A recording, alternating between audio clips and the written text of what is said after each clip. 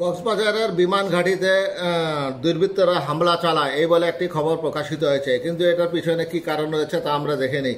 কক্সবাজারে বিমান বাহিনীর নির্মাণাধীন ঘাঁটিতে হামলা, গুলি, তরুণের মৃত্যু। কক্সবাজার বিমানবন্দরের পশ্চিম পাশে বিমান বাহিনীর নির্মাণাধীন ঘাঁটিতে হামলা ও ইট পাটকেল নিক্ষেপের ঘটনা ঘটেছে। এ সময় বেশ কয়েকবার গুলিবর্ষণের ঘটনা ঘটেছে। এ সময় শিহাব কবির নাহিদ নামে 30 বছরের এক তরুণের মৃত্যু হয়েছে। তিনি বিমান বাহিনীর ঘাঁটির পাশে সমিতি পাড়ার প্রবীণ শিক্ষক মোহাম্মদ নাসির উদ্দিনের ছেলে।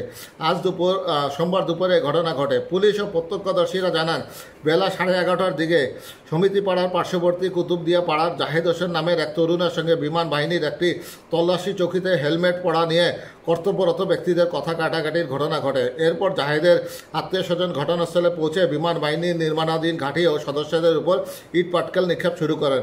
থেমে থেমে আধা ঘন্টা ধরে চলা ওই পাল্টাপাল্টি ধাওয়ার ঘটনায় বেশ কয়েকবার গুলির শব্দ শোনা যায়। মাথায় আঘাতপ্রাপ্ত হন শিহাব কবির নাহিদ। স্থানীয় লোকজন শিহাবকে উদ্ধার করে কক্সবাজার সদর হাসপাতালের জরুরি বিভাগে নিয়ে গেলে কর্তব্যরত চিকিৎসক তাকে মৃত ঘোষণা করেন। পরিবারের দাবি, শিহাব গুলিবিদ্ধ হয়ে মারা গেছে।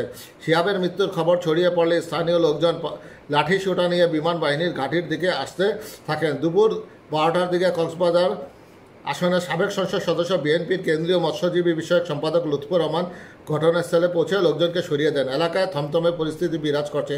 ঘটনাস্থলে অতিরিক্ত পুলিশ মোতায়েন করা হয়েছে।